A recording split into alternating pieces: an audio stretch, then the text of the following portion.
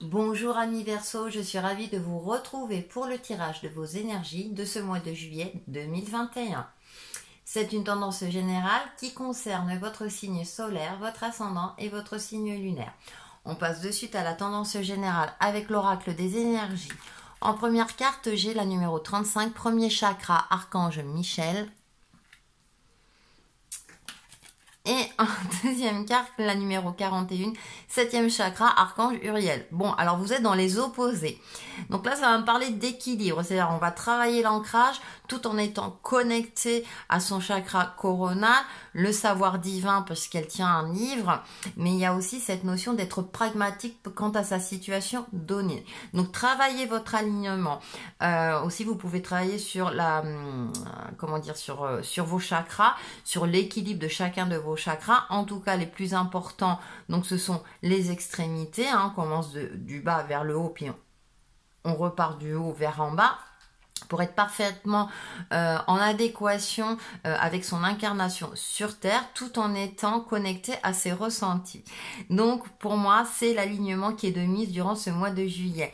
On retrouve une fluidité énergétique, donc une fluidité de vie dans l'aspect concret de votre vie, dans tous les domaines confondus. On va aller un peu plus loin avec le tarot. J'ai le 3 de bâton en première carte et j'ai le 5 le gardien sacré, la numéro 5.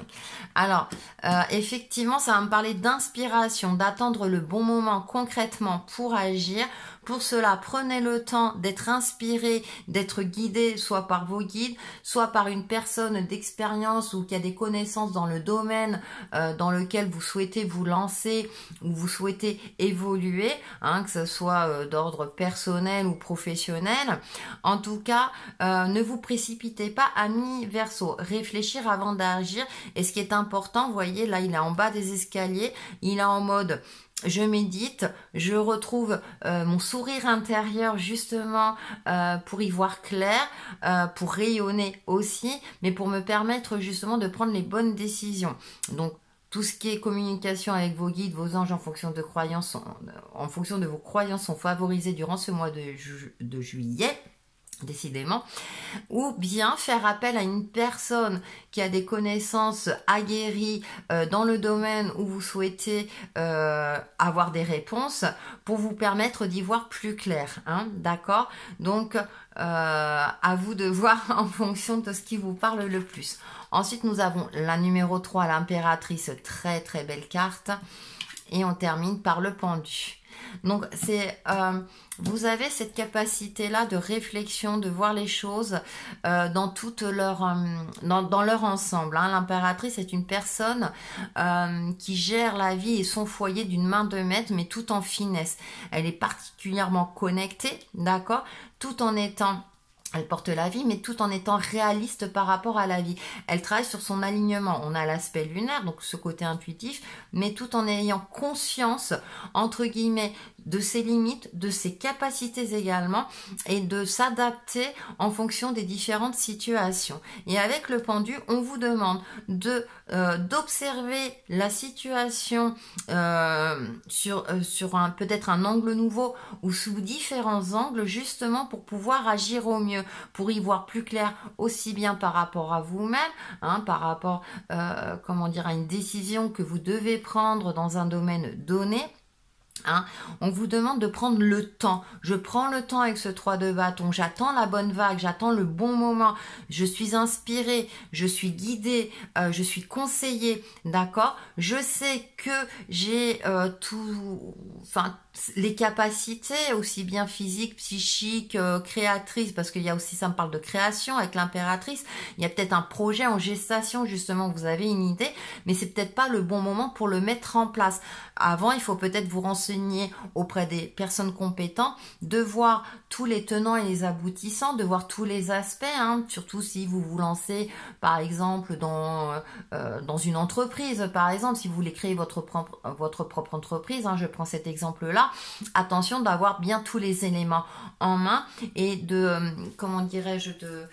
de prendre en compte effectivement tous les aspects, les avantages et les inconvénients de cette création. Je prends un exemple, mais vous pouvez le transposer aussi bien à titre personnel. À vous de voir. Pour faire la synthèse, une carte des 4 accords Toltec, quoi qu'il arrive, n'en faites pas une affaire personnelle. Donc soyez aussi, ne prenez pas pour vous, ayez un regard, voyez, on regarde de loin, hein, et on voit les choses sous tous leurs angles. Ignorez les opinions d'autrui, d'accord.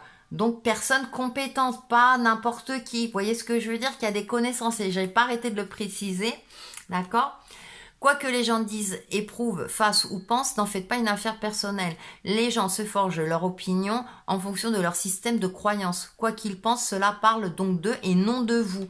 Donc, ne prenez pas les choses pour vous si vous n'arrivez pas à, comment dire, à avancer de suite comme vous le souhaitez. Par contre, faites appel à des personnes compétentes. Hein, ne demandez pas conseil, entre guillemets, j'ai envie de dire à n'importe qui, mais à la personne qui n'a aucune connaissance dans la matière, tout simplement. On finit par le petit conseil ou mantra, ou une carte noire. Je plonge dans l'inconnu avec curiosité et confiance.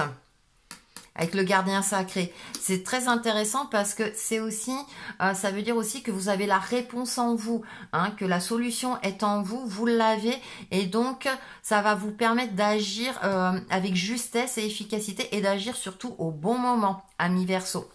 Voilà pour vous, amis Verseau, pour ce mois de juillet 2021, et on se retrouve très très vite pour une nouvelle vidéo. À bientôt.